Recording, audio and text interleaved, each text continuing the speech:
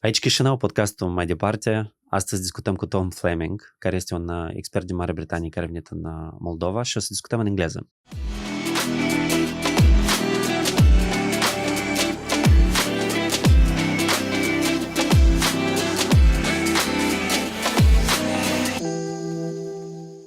So hello, Tom. We'll have the talk in English, and I want to say welcome to Moldova and welcome to the podcast. Mai Departe, that means farther, was the next level. I see. Well, thank you so much for having me. It's a pleasure to be here. We want to talk to you about how we will evolve and develop the creative ecosystem, because this is your expertise. You have done research in this area for over 20 years, and you have many experiences in different parts of the world. But in our region, also with Ukraine and Georgia, and I think our creative community in Moldova, they have a high regard in terms of how those ecosystems have evolved. And I want to start maybe our discussion and our conversation with a little bit of context about your expertise, who you are, and what's your mission in Moldova. Okay. Well, as you said, I've been working in this area for over 20 years. I run a research and consultancy company, and we focus on developing creative industries and the wider cultural sector. We develop everything from national strategy and policy for governments through to local approaches for municipalities. We also work with universities and cultural institutions. And fundamentally, we're about providing the evidence base, the argument, the models, the rationale for positioning culture and the creative industries at the heart of socio-economic development. Very much thinking around how you provide pathways for talent to prosper, people of all communities to find a way of expressing themselves fundamentally as a human right, but also then utilizing that to develop their own practice, their own enterprises, and to ensure that you actually fulfill your potential as a society. Everyone is creative. Everyone has a story to tell. Some people can utilize that to make a living. Some people, it's just about invigorating society and civil society and building a more dynamic cultural landscape. We also work with UNESCO at an international level and other international agencies. As you mentioned, we work all over the world at the moment. Currently, for example, we're just finishing work in Mongolia, we're working in Malaysia, working in Nigeria, working across Europe, in the Caribbean. And really, it's about exploring the creative potential of different societies. And it's a real joy to be here with you today.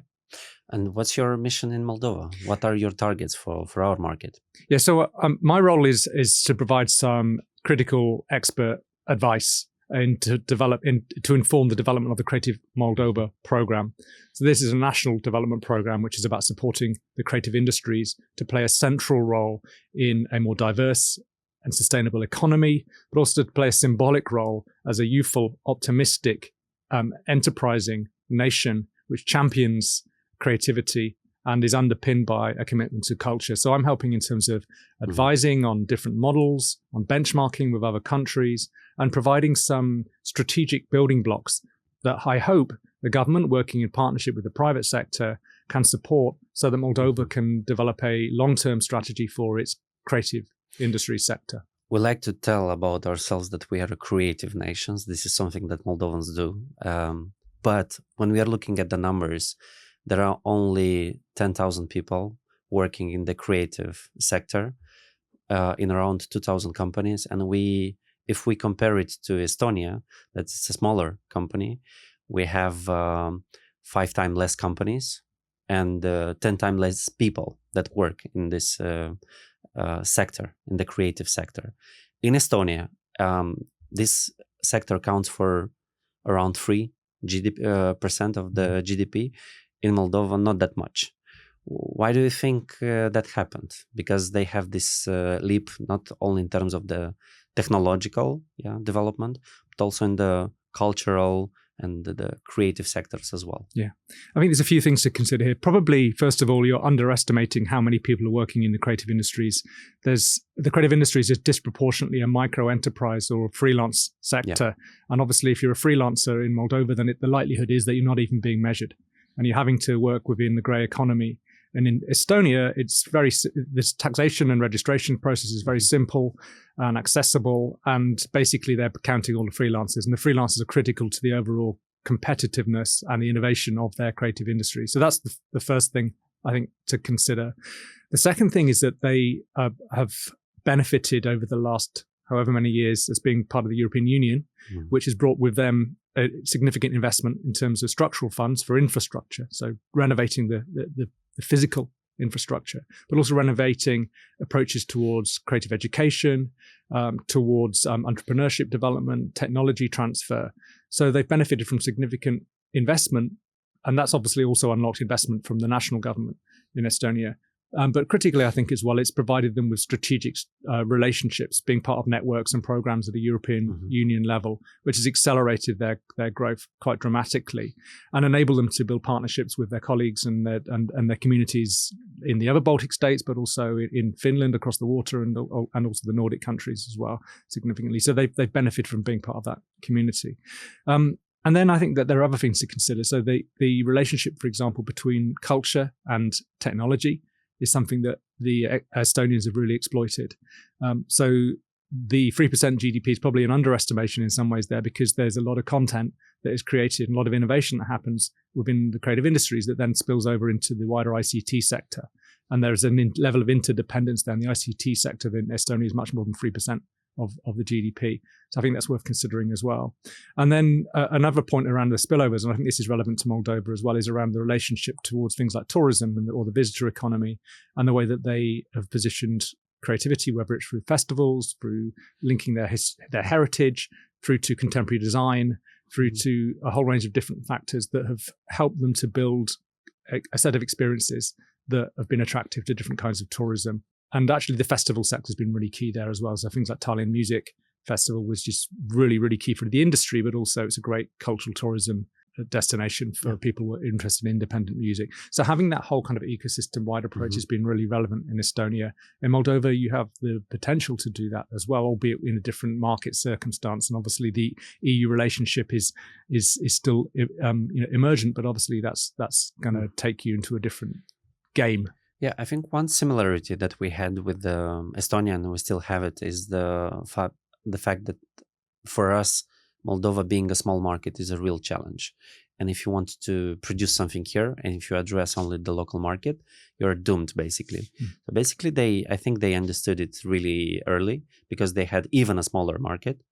So basically, all the projects and a lot of plans and projects that they envisioned, they did it for the entire region, or like for Finland audience, for example. And this is something that I keep see Moldovans starting something and having a plan only for the Moldovan market. Yeah, I think that's key. And in Estonia, and I think similarly in Moldova, if you're a creative enterprise, you have to essentially be born global, or at least be born regional. Yeah. And that's certainly something that they recognized in Estonia. In some ways, the barriers were harder in Estonia because they speak a very distinctive language. So obviously they had to think about, everything transferring into English as a starting point, and beyond that into other languages. But in Moldova, because your relationship with Romania, for example, you have a kind of de facto larger market on your doorstep, which is helpful, I think, for getting businesses to a certain stage. But then I think you probably need to think beyond that as well, and actually look at a kind of born global model. And it works in Estonia, and potentially this could happen in Moldova as well, which is it's around the inward investment and the investment of talent as well. So certainly in their ICT sector, they look to recruit, whether it's engineers or designers, to basically set up and be based in Estonia with a wider offer, which is about quality of life, relatively low cost of living, access to other markets in the region, that kind of stuff. So that's probably part of the strategic agenda for Moldova as well. Because you tackled this talent issue, as this is one of the main challenges of our market as well. We have a massive brain drain, and in the creative sector, even Ukrainians are so effective in gathering the most talented people that are working in Moldova, and they go and work in Kiev because they have an ecosystem that is really monetizable. And Romania as well. So I don't think that you can blame those people, because they have this global mindset. But for them, it means that they go, and they go just and work in a different place. They're not building here something with a global market. That's one perspective. I don't know if we can Well, solve it somehow, because it's happened all the time, and it's something that we should see how we can use these valuable experiences that those people have around the world. Yeah. They can maybe have some local impact as well. Yeah, I think that you got to look at it both ways. So one of the reasons people leave is because the perception of the perceived absence of or lack of opportunities in Moldova. If you start to build infrastructure, critical mass, you incentivize people here, you build the communities of practice, because that's so key. Having a scene is really important. Then it makes Moldova stickier in a way. But you're always going to lose talent. And that can be seen as a sign of success in many ways. But what you want to do is be losing the talent, but building the relationships so that they still keep plugging back into Moldova, and it'll be the first place that they'll reinvest. If you're just losing talent that just goes and disappears, like a kind of seed in the wind, then that's no use to you. It's useful for the global economy, but it's no use to Moldova. So building those structured relationships with the diaspora, making sure that people are, when they go, they feel that they have been supported, even in going. They've been given skills, education, they've been given some TLC in Moldova, because then that's what helpful. TLC means? Tender loving care. Okay. Because that means that they're more likely to think fondly of Moldova and build relationships and reinvest. If they're going thinking, well, thanks, but no thanks, no support. This is very often what the Moldovans say. All right, what this country offered, gave me. I don't feel like I should give back. And the same time, the companies in Moldova, when we propose them the possibility to invest in their digital skills, they ask me, basically all of the companies, what if we invest in them and they will leave us in 1 year? I said, yeah, that's a probability, but you might not invest and they will stay, and it will not help you as well.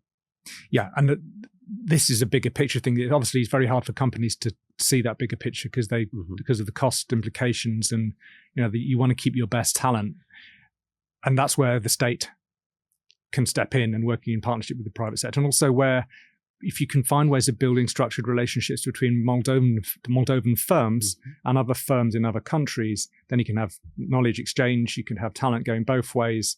And it's hard to get to that point, but it's fundamental to the long-term sustainability of any economy, let alone in the creative industry sector.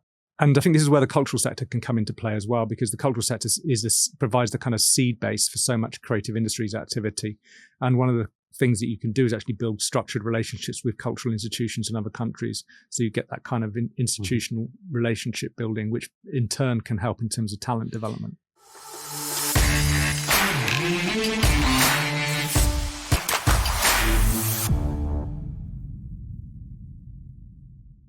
How you can do that? How you can make those different, business associations that usually they have this tradition of working by themselves.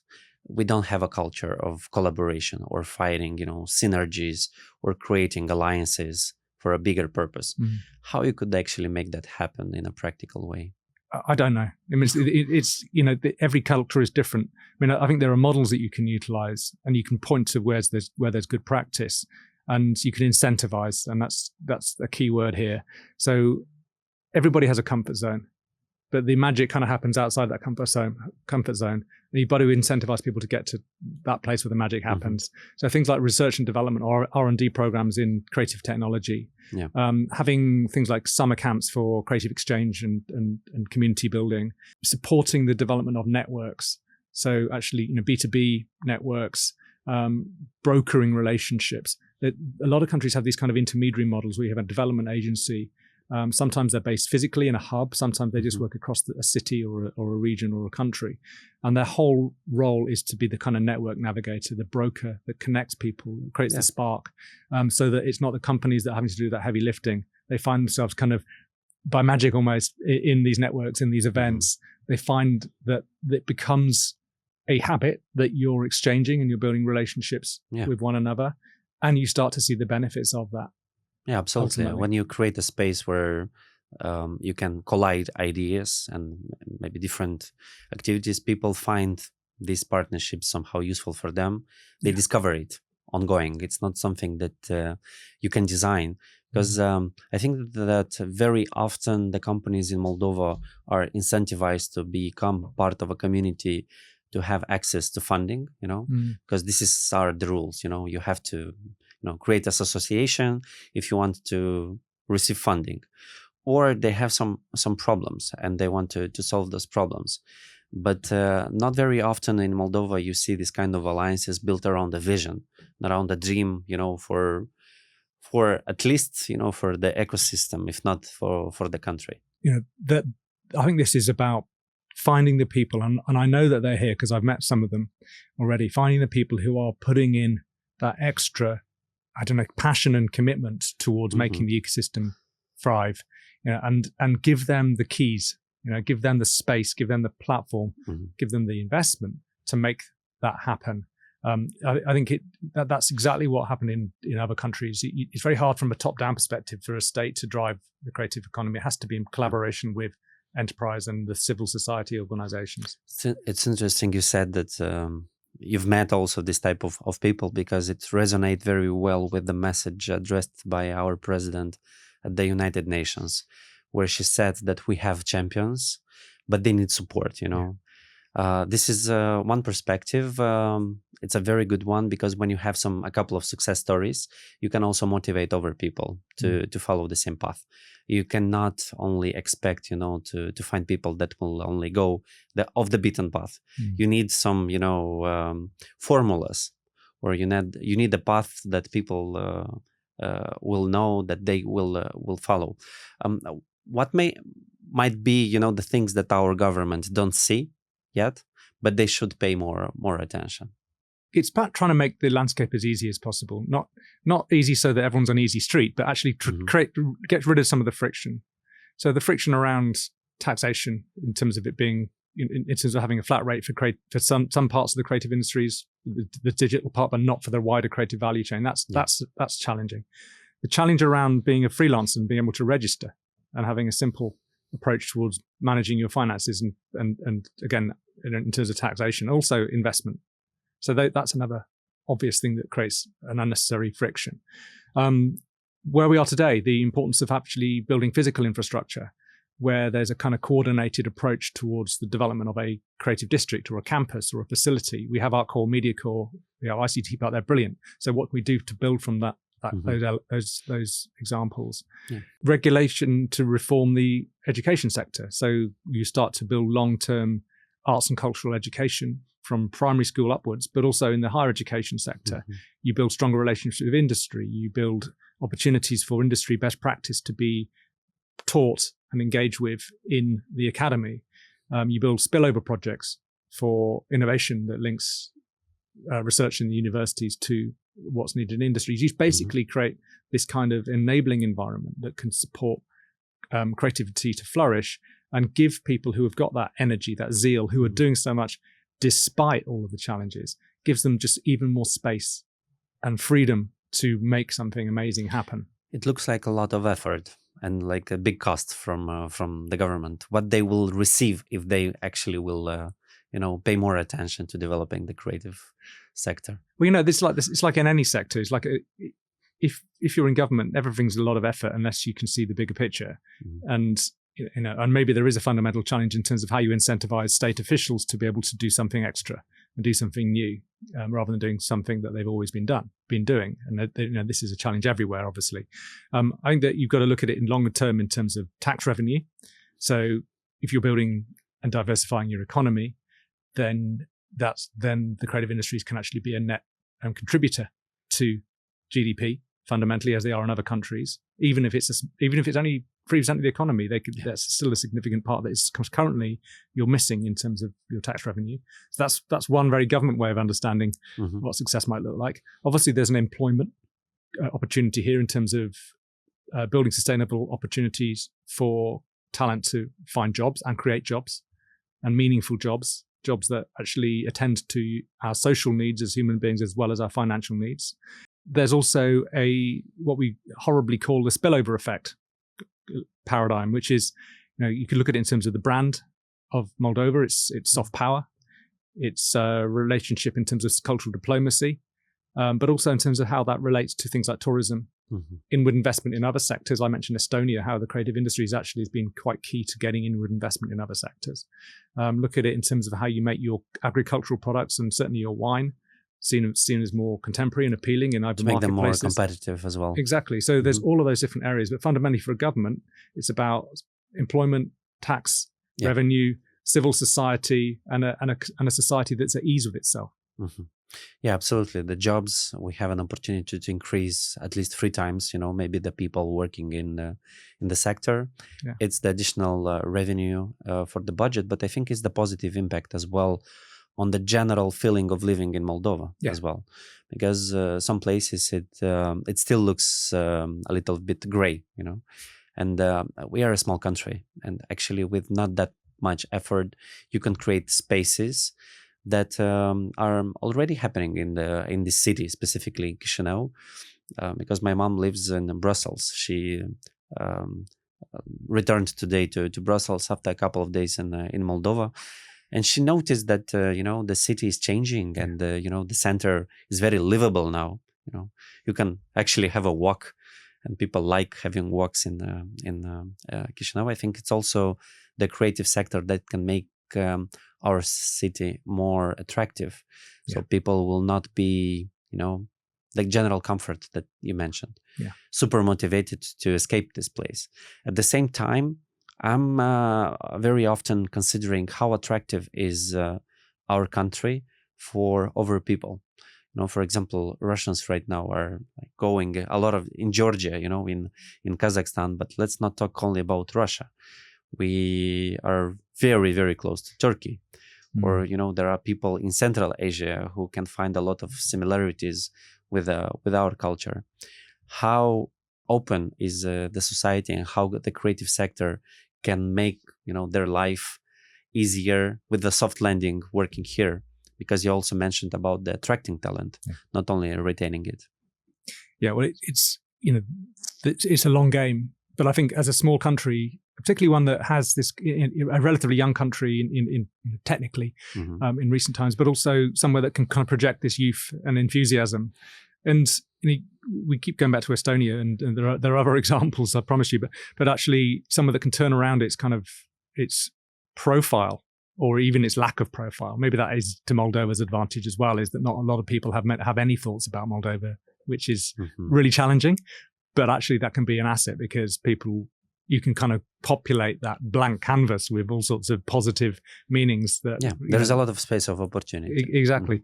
I think that their long-term, obviously, real benefit would be being part of the European Union, because then you get access to all of the kind of structural things and the freedom of lots of other things, like freedom of movement, hopefully, if you get into Schengen area as well and things like that. So that makes it more attractive from a labour market mobility perspective, also from an inward investment perspective. I think, though, that you're right, the whole kind of livability thing and being Moldova positioning itself as somewhere where you can make a difference could be quite exciting, whether that's local people or incoming people. The land of opportunity. The land of opportunity. Well, that sounds romantic, but maybe we need to be romantic in this day and age.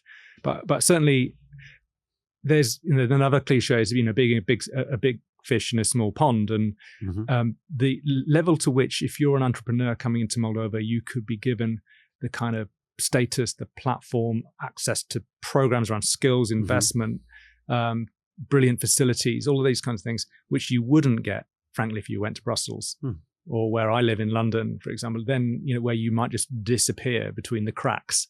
Whereas, so that could be quite appealing for certain kinds of businesses, particularly kind of unicorn businesses, which again is part of the Estonian model, getting businesses that are just ripe for growth in a new space, to see this as a place where they can genuinely be supported. That could be really exciting. But for this also to happen, you need a specific mindset on the management side as well, because I think one of the barriers is the wish to be in full control of the authorities, usually. And I'm talking both at local authorities, or maybe specifically local authorities, but also central authorities as well. They don't create an opportunity for bottom-up initiatives. This is the perspective. And I want to ask you how, for example, for us as a community, or as community enablers, we can push it forward to explain that they have to be open to this solution, and not only to respond to their ideas. And maybe to evolve a little bit my question, what are maybe the challenges that we can tackle on the short term, not on the long run? Yeah. Well, I think in some ways you are tackling some of the challenges in the short term that will actually make a difference in the long run to state support and investment in the creative industries. In the sector is self-organizing, obviously with additional investment from international partners, but the Creative Moldova program, the Moldova for Peace, which came together as well, the Creative Industries Association, this level of network development and building a shared voice is so key. Recognizing there are differences across different sectors, but actually having a shared voice which backs the importance of the creative industries is a brilliant starting point, and that will make a big difference long term. And then is around pivoting the mindset of state officials, where they see they have an opportunity to engage with this sector, that this is actually going to help them to solve some of their problems that they may consider that they have. For example, around real estate, where the state has in its portfolio lots and lots of brownfield old industrial buildings, doesn't know what to do with them. They become a headache in terms of asset management. Maybe they know what to do with them, but they don't want to tell us. Maybe they have a different plan. Well, that's another thing. So you have to be able to make the best case for that, for creating a different plan fundamentally. And I think we get to that challenge that I touched on earlier, where it's easier sometimes to do nothing for the state, certainly, and especially when you don't want to make mistakes. It's better to be on a safe side. Yeah. But I think you could look at it the other way around, where there's what risk are you making or taking when there's so much, for example, state resources in terms of built infrastructure. They can't all, even if you just sort of hand over one or two, industrial buildings, say, come on, make it happen. That is a low risk or lower risk than doing very little with them and waiting for the sun to shine when the sun may never come out, whatever plan they've got for them.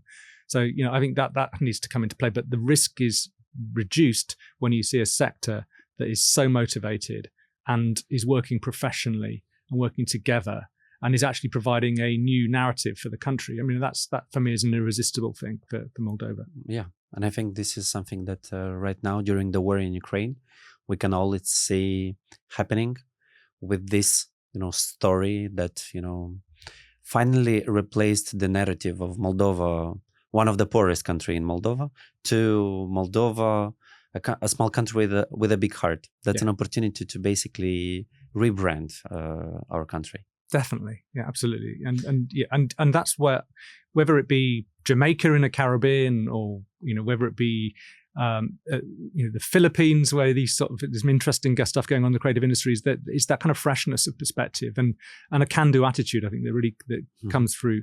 One thing I would say, though, which is to kind of caveat all of this, because that sometimes the creative industries is sort of positioned as a bit of a panacea.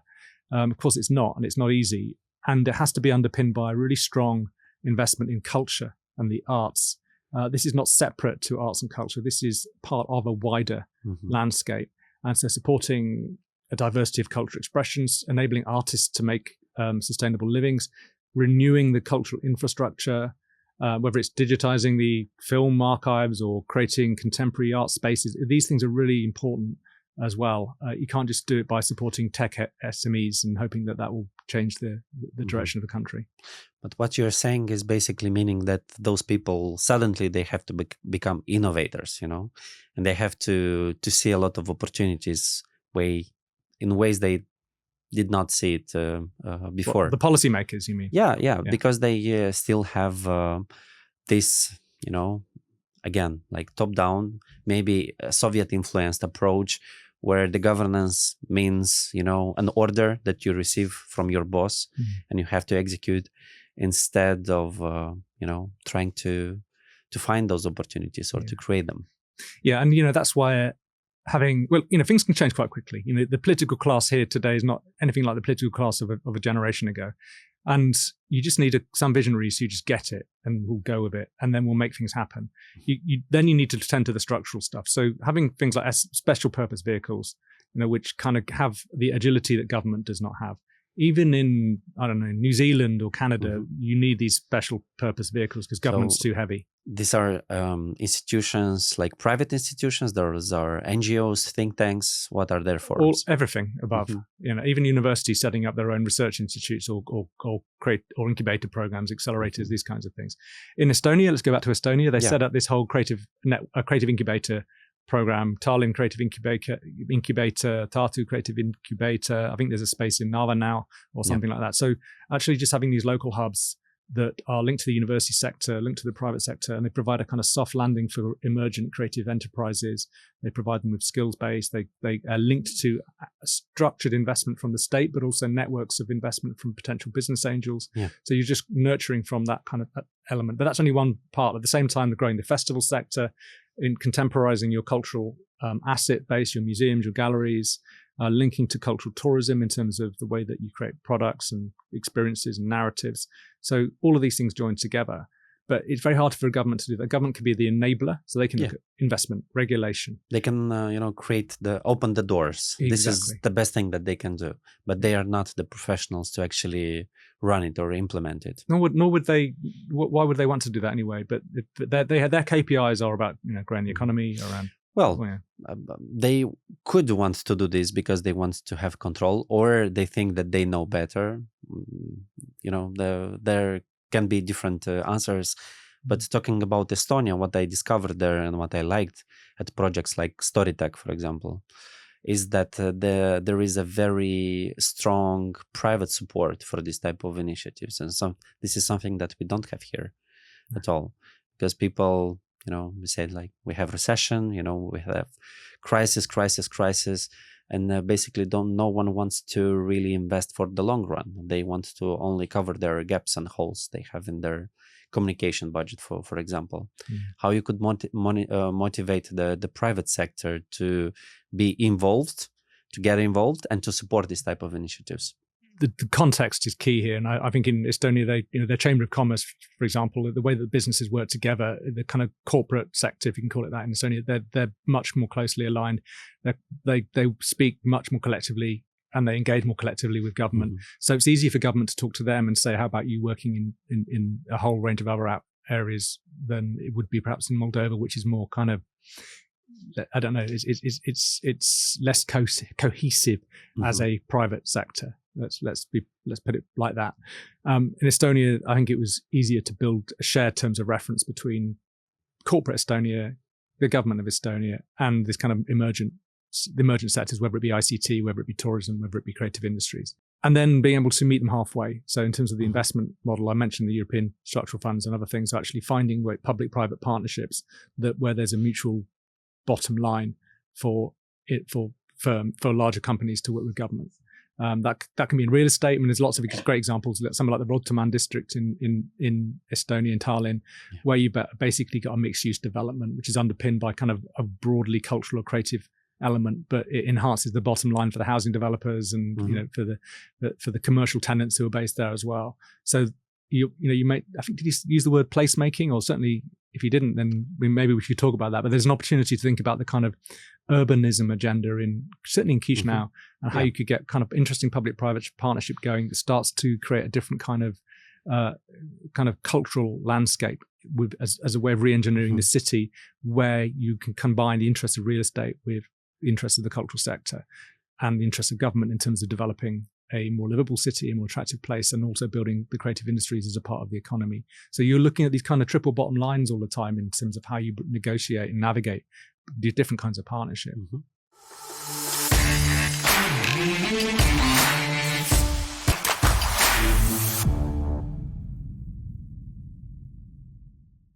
Talking about the events and the necessity to showcase, what you have. There is a possibility to, for example, identify some international, events, and to try to be, visible at that event. In our case, we organized, for example, a rocket conference in Warsaw. And it was for us a very interesting experiment, because people that are like Moldovan creatives and people working in the tech industry from Norway, Sweden, Finland, they said, "Oh, it's happening in Warsaw, And then I have a direct flight to Warsaw.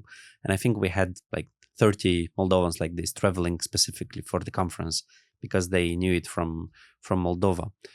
Is it like a better idea to maybe organize ourselves some events, some places in the world, for example, in Europe or in United States, instead of trying to, scream, at big events like Web Summit, hey, we are here. So we should do both things. What do you think? I think you just answered your own question. You should do both things. I think it is part of the solution. Particularly, it's a small country problem or opportunity wherever you are. So if you take the case of Iceland, which is 300,000 people, so it's less than Chisinau live in the whole of Iceland, and their model has always been to export their creative talent to be at the kind of marketplace or the meeting point for industry in sectors that they're prioritizing. And then at the same time, doing really interesting boutique things back in Iceland, but they're part of the same, piece of elastic somehow. So, they obviously they have a different kind of budgetary landscape. They also have, before the crash, but now since the crash, they have the banks who are significant sponsors of some of this stuff, but they've been able to support the touring of Icelandic bands and get them onto festival circuit in Europe and North America.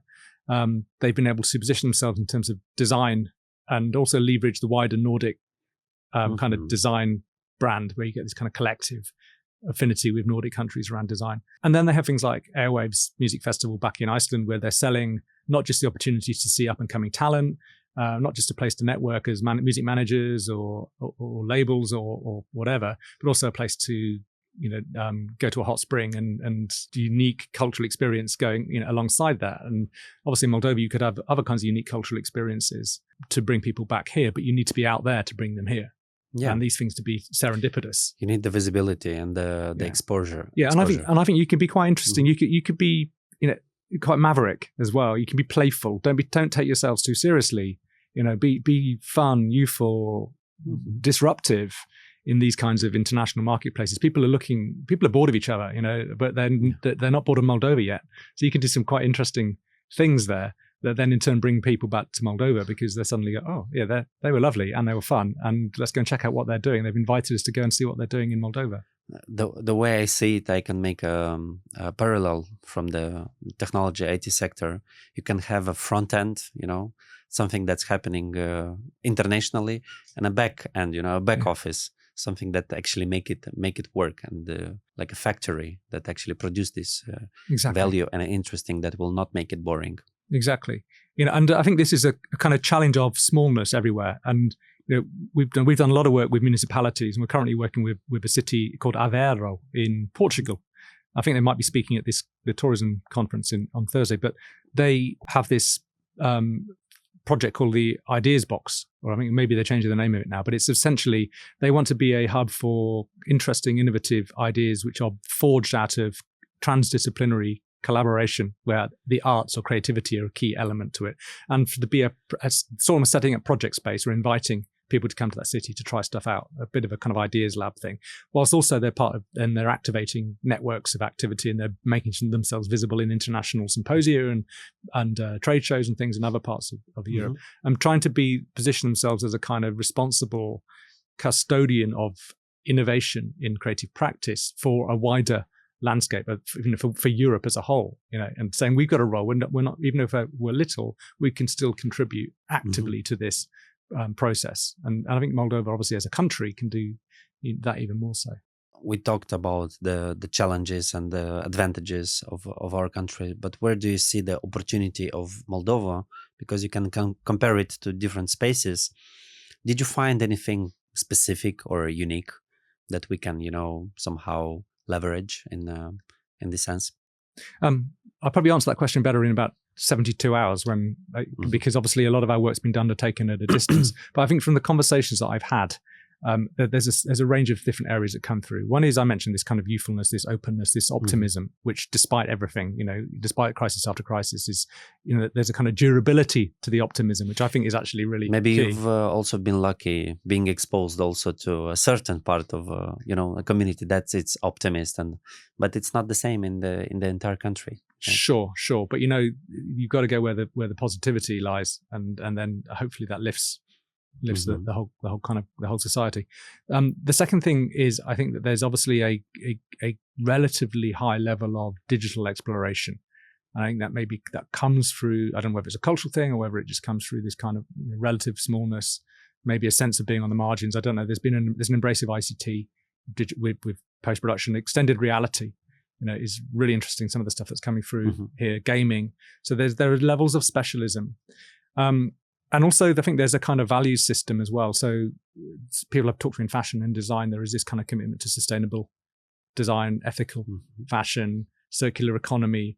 So I think that there are certain things that are coming together that could position Moldova as somehow, a little bit of a, certainly, if not on message, then potentially ahead of the game compared to other countries in the way that you understand the value proposition of culture and the creative industries. So in other countries, they've got the challenge of a different challenge, maybe one you would like to have of kind of agglomeration, where you have sunk costs in things like the film industry, the music industry, fashion industry, which are unsustainable. Their footprint in terms of the situation we're in with climate crisis is unsustainable. Whereas in Moldova, you can, if you excuse the pun, you can fashion something else. You could really focus on sustainable development. You could really focus on circular economy. And you could also focus inherently on distance-based creative work. So one of the historical challenges about being a small country, either in the middle of Europe or to the edge of Europe, depending on what your mindset is, you kind of almost needed always to leave or to travel or to get things in. But actually you can build centers of excellence that are part of global value chains based in Moldova. There's a high value, not a low cost, a high value service to the global creative industries that isn't creating a massive environmental footprint. So these things are coming through a lot in the conversations I've had. So there's stuff to play for here. Do you think we should look for investment for the creative sector outside, or expect that there would be some EU funds, or we should find the money to drive this development in our space, or from Moldovans already? Both. Obviously you can't just wait for investment from some sort of benevolent thing like the European Union.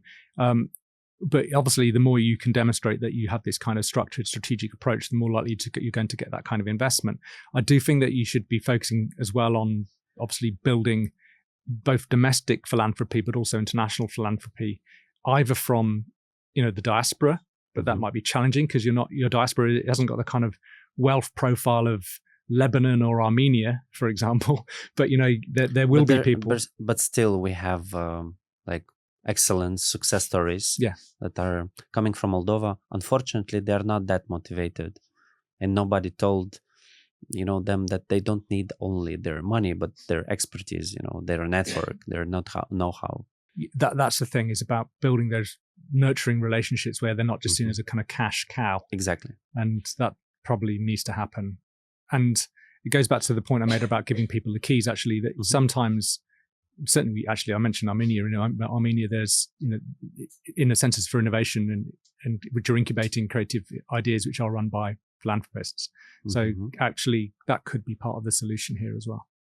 Yeah. What would be the next, simple 2-3 steps that you think that we all as community, government together should focus and work on it?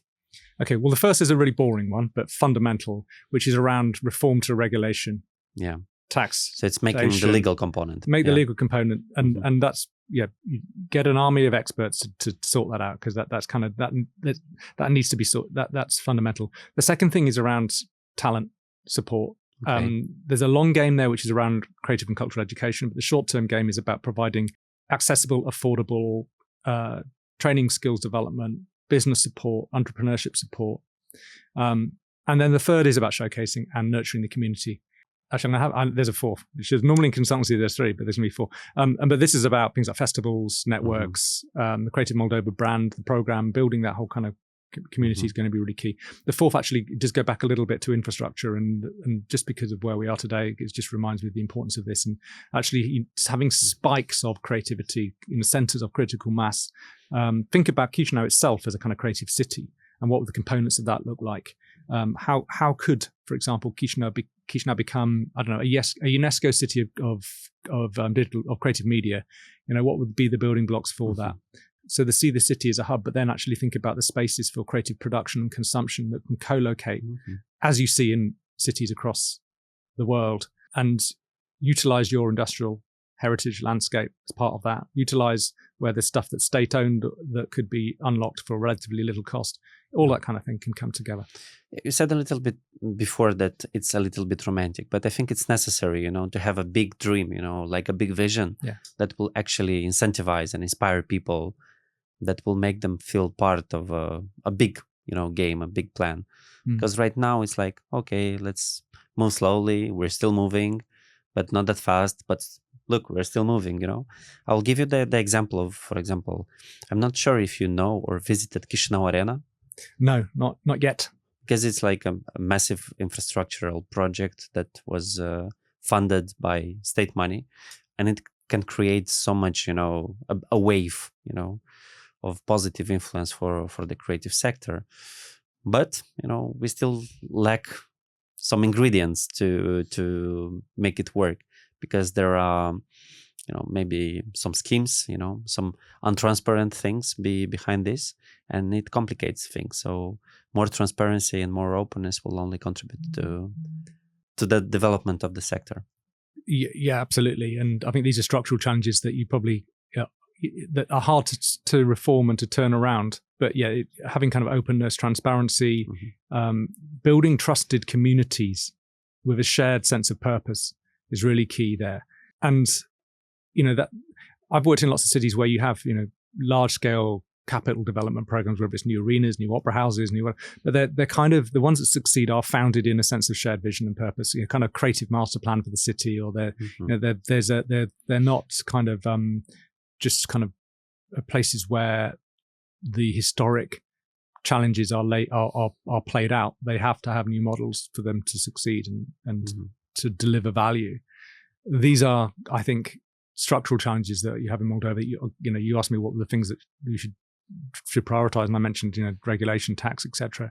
But there's probably something deep there, which is around ways of working and the culture of doing business and the culture of partnership, which needs to change, frankly, if Moldova is going to make the most of its potential in any sector, let alone the creative industries. You're here to consult the government mainly, yeah. But I would like to ask you, what would be your message for the the creative pool of talent from Moldova? What you would say them? Well, believe in yourselves and support each other. Get cover each other's back and get each other's backs, or whatever the expression is. Look out for each other, share, and recognize that if your collective success is dependent on you working together and just making sure that you're in this kind of wider process, this wider journey, holding hands somehow, Again, I'm being romantic to finish the conversation, but it's about community. And, if without a community of practice, you don't have a sector, you don't have an industry. So recognize that bigger picture. I know that the people I've spoken to get that intrinsically, but perhaps sometimes it's easier to think, well, no, I'm not going to work together. I'm not going to tell them about what's going on. Yeah. But, that's not sustainable. Absolutely. Thank you very much for the discussion, and I wish you good luck working in Moldova, and I'm looking forward to see all the positive outcomes of your work here in Moldova. So, thank you very much. It's a real pleasure. Yeah. Cheers.